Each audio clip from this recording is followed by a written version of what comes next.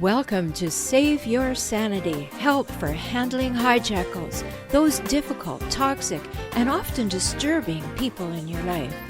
I'm Dr. Roberta Shaler, the Relationship Help Doctor, and I'm here for you. You'll get the insights, skills, strategies, and support to stop tolerating verbal and emotional abuse, whether it's happening now or it happened to you in the past, maybe by a parent, partner, ex, relative, or even a coworker. Time to take life back, to recover and to rediscover you, your values, dreams, desires, and realize them in healthy ways in healthy relationships. I'm so glad you're here. Welcome to Save Your Sanity. We are going to talk today about something you might not want to acknowledge. And when it's happening to you, it happens in small little increments. You might not think about it. You may justify it. You may excuse it. You may even make excuses for it. But I really want to encourage you today to look at this topic as real and to look at your life and see if any of it actually applies.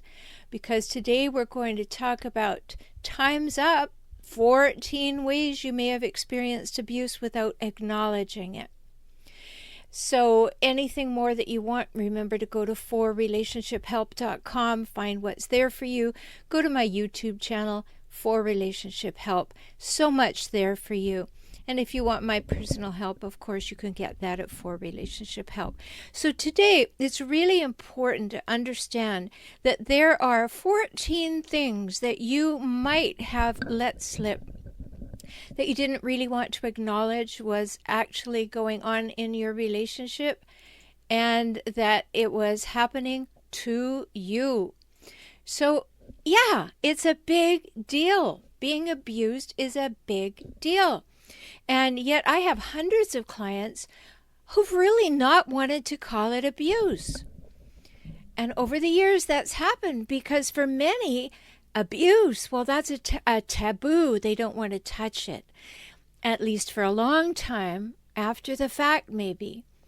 And for other people, they just didn't want to make any waves. They didn't want to upset any apple carts or blow whistles, and they were afraid of reprisal or things getting worse. And that may have been a very real fear and a wise one too. But many people have been and are being abused, and they don't even realize that it is abuse.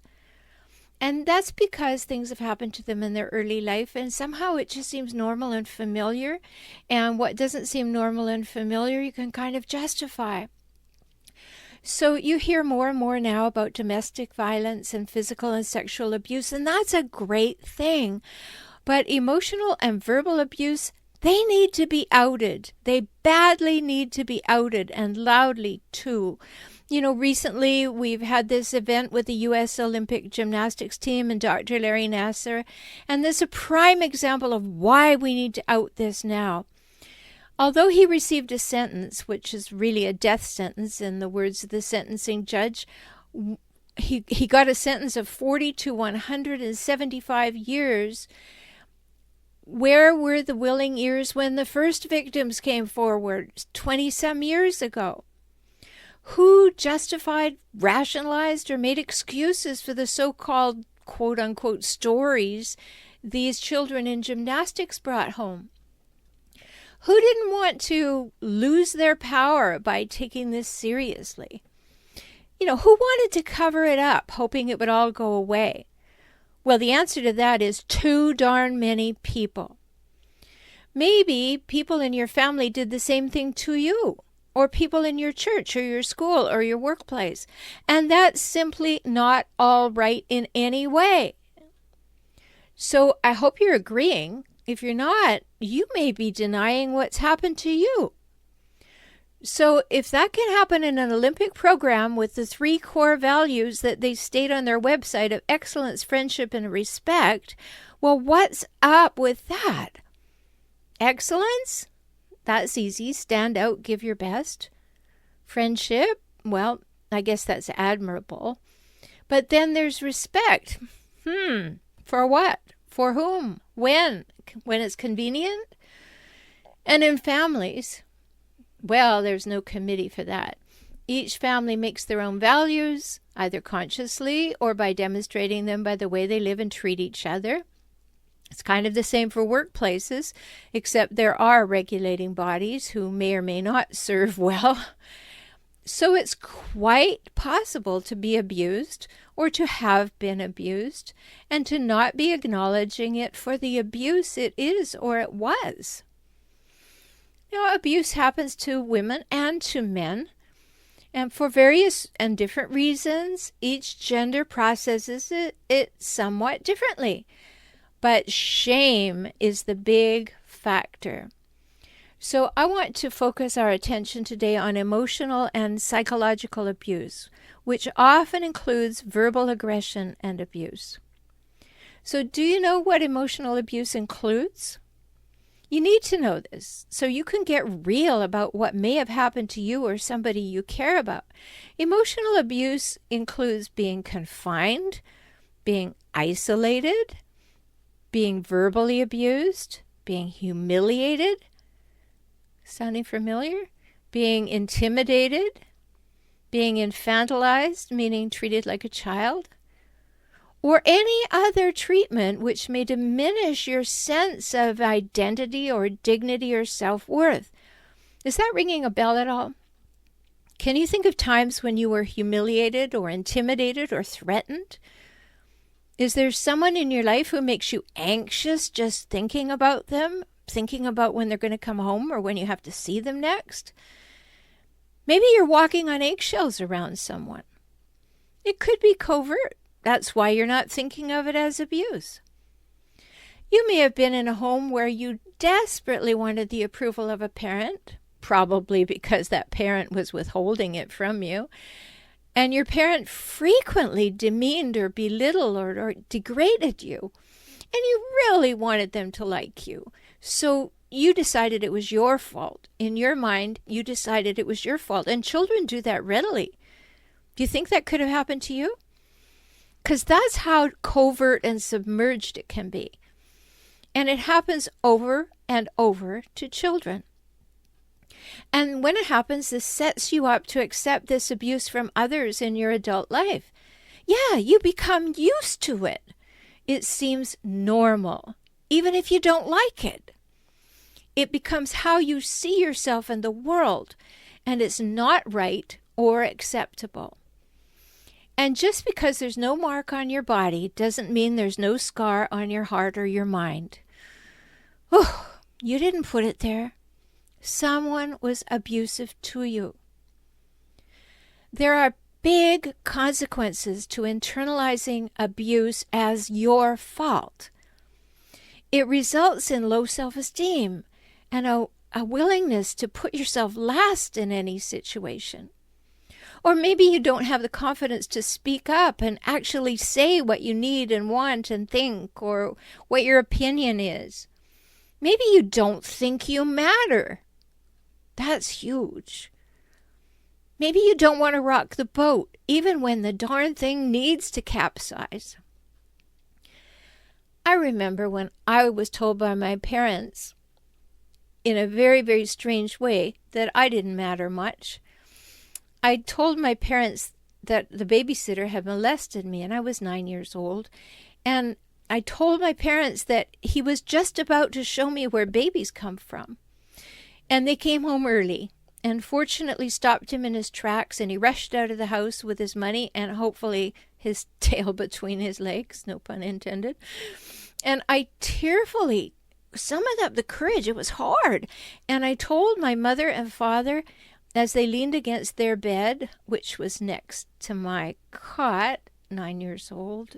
Yep, you might ask why I slept in my parents' bedroom, but that's a whole story for another time. So I told them, and my father said nothing.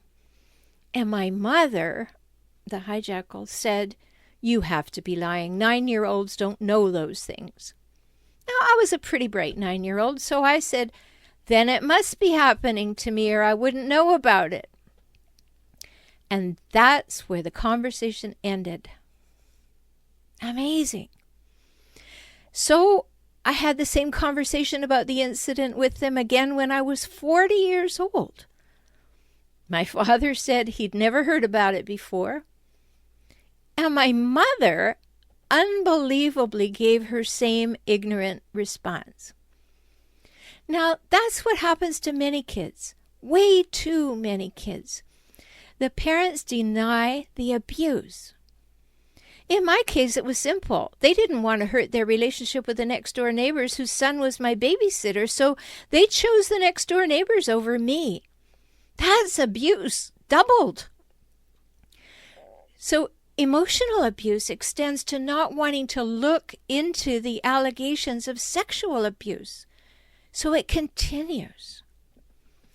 So is it possible that a parent abused you? If so, it will affect your adult choices and your relationships, and it can affect your career and cause you to sabotage your success. And is it possible that a partner abuses you or did abuse you? Yes, of course. Patterns of abuse abound in relationships that people sadly call love relationships. You can do the math. All these questions point to potential emotional abuse. So here are the 14 questions you need to think about to identify any emotional abuse that occurred in your life. So think about a partner, an ex, a parent, or any other significant person in your life, particularly when you were growing up. And here are the 14 questions. Did they threaten violence or threaten to leave and leave you with nothing? Did they frighten you intentionally? Did they make you afraid that you or your children or your siblings would be left without the money, care, shelter, or food that you need if you don't do what they want? Did they lie to you frequently and possibly about you as well? Did they speak poorly or inappropriately or degradingly about you to others, and particularly in your presence? Did they withhold important information from you or lie about important information? Did they try to keep you from seeing friends and family or tell lies about you to the friends and family to get them on their side? Did they make fun of others for how they look and speak and dress on a regular basis and make fun of you too? Did they ever tell you that you are too much trouble, no one would put up with you, and you're lucky to have him and her in your life who will put up with you? Did they ignore you or tell you to be quiet or give you the silent treatment for days? Did they criticize you often, in private or in front of others? Did they just generally treat you with a lack of respect, as though who you are just doesn't count? Did they treat you as though you're a child or talk to you in that way, trying to be your parent, even though you were an adult? And lastly, did they give you orders without consultation and expect you to do things just because they told you to, even though you were an adult? So, wow, do you see what I mean when I suggest that many things that are abusive are often not seen as abusive by the person being abused? Once an abuser has you in or her sights, in the crosshairs of abuse, that intent is to wear you down, to tear you down, and exhaust you in order to gain control and power over you. And abusers are really good at this. You, especially if you were a child, you just had no experience to draw on. You needed those giants in your life, those parents or those adults, in order to survive. You knew that. So in order to survive and get them to feed you and take care of you, you bent to their demands. But no more. Do not let this happen to you in any area of your life at any time from this moment forward. If it has happened and you recognize it right this minute, get help. I'm always here to help you. Go to forrelationshiphelp.com, because this is very difficult, if not impossible, to heal and recover from on your own. I've had clients who have abusive partners, exes, parents, adult children, co-workers. It doesn't end. I tell them this: don't be hooked on hope that the abuser will change. They won't. What is happening or has happened requires so much work and willingness to shift. So no matter how much an abuser promises to change, do not believe it until the behavior has changed and maintained for a year. That's when you know it may have been heartfelt and you can begin to trust. So now that you've had these thoughts, and now that I've pointed them all out, those 14 questions, do you think maybe you have been abused and made excuses for it? Are you ready now to acknowledge that it was abusive? It's not a fault. It happened to you. You didn't make it happen. So you can acknowledge it.